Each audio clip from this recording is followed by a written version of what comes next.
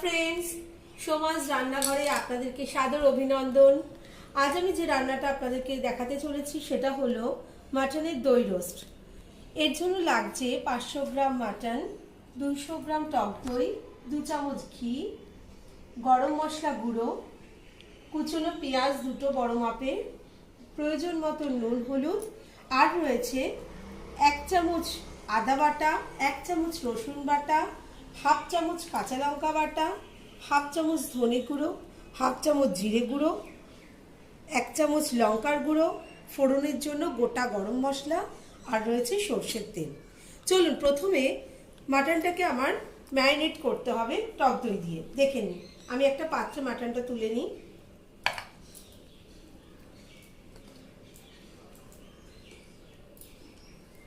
এবার এর মধ্যে দিয়ে দিচ্ছি পুরো টক দই, পুরো দইটা আমি দিয়ে দেবো।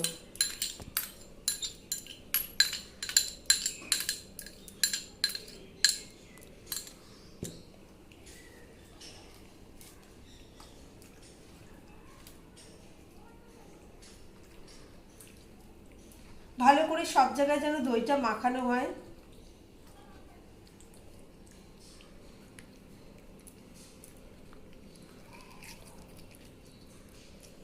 দেখুন সব জায়গায় ভালো করে মাখানো হয়ে গেছে। এবার এটা আমি ঢেকে 1 ঘন্টা ম্যারিনেট করতে দেবো, তারপর রান্নাটা শুরু হবে। 1 ঘন্টা পর আবার ফিরে আসছি। 1 ঘন্টা পর আমরা চলে এসেছি। দেখুন মাংসটা ম্যারিনেট করা রয়েছে। এবার রান্নাটা আমরা শুরু করব। তো শুরু করা যাক। কড়াইটা গরম হয়ে গেছে। প্রথমে আমি দিয়ে দেবো 1 চামচ ঘি। পুরো ঘিটা দেবো না, নামানোর সময় আবার একটু দিতে হবে। আর একটু সর্ষের তেল।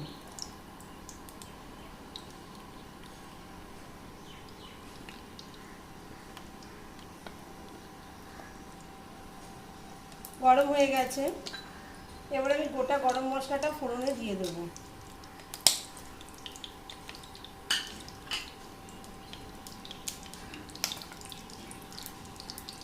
এবার দিয়ে দেবো আমি পেঁয়াজ।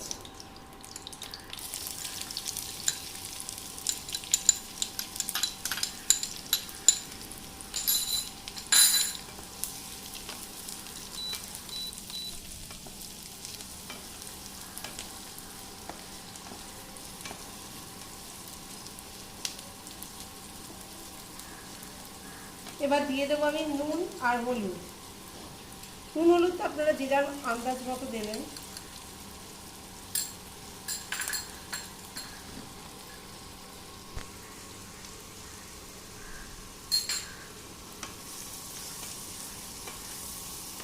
পেঁয়াজটা একটু ভাজা ভাজা হোক।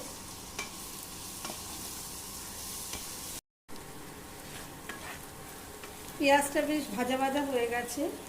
এবার আমি দিয়ে দেবো আদা বাটা, রসুন বাটা আর লঙ্কা বাটাটা।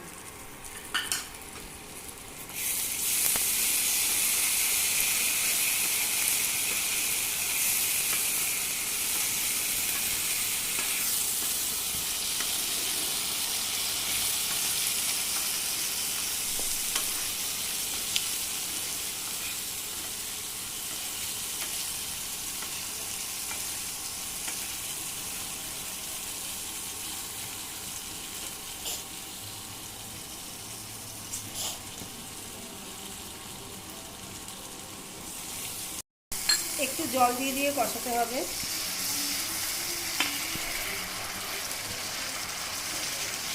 এবার আমি দিয়ে দিচ্ছি লঙ্কার গুঁড়োটা আর জিরের গুঁড়ো আর ধনের গুঁড়ো।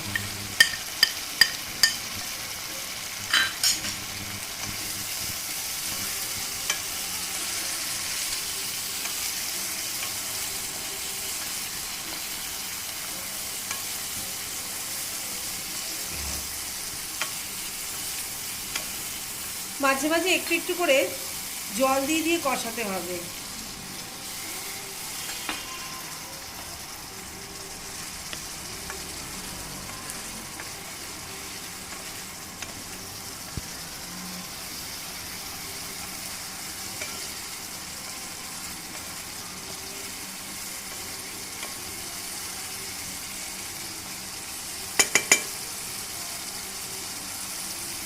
দেখুন বেশ তেল তেল ছেড়ে এসছে। এবার আমি ম্যারিনেট করা মাংসটা দিয়ে দেবো।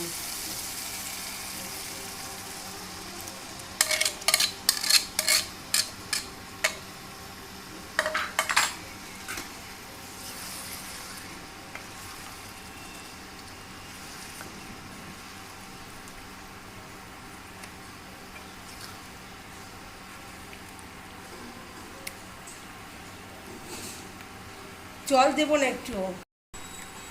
একটু জল আমি কিন্তু অ্যাড করিনি।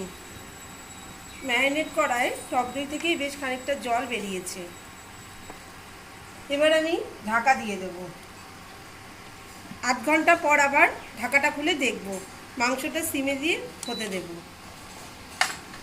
15 মিনিট হয়েছে, আমি একটু ঢাকাটা খুলে একটু নেড়ে দিচ্ছি। এখন আরেকটু সিদ্ধ হবে মাটনটা, এখনো সিদ্ধ হয়নি। আমি একটু নেড়ে চেড়ে আবার ঢাকা দিয়ে দেবো 15 মিনিটের জন্য। এবার হোক, সিদ্ধ হোক। আধ ঘন্টা পর ফিরে এলাম।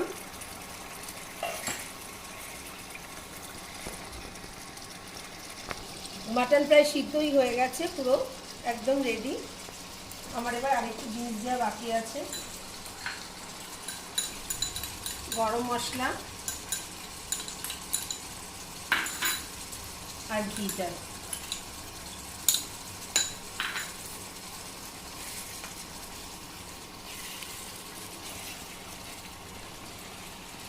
এবার আমি আবার কিছুক্ষণ ঢাকা দিয়ে রেখে দেবো। এই মিনিট 5 মতো রাখলেই হয়ে যাবে।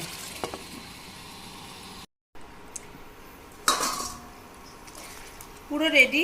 এবার আমি একটা বলে তুলে নিচ্ছি।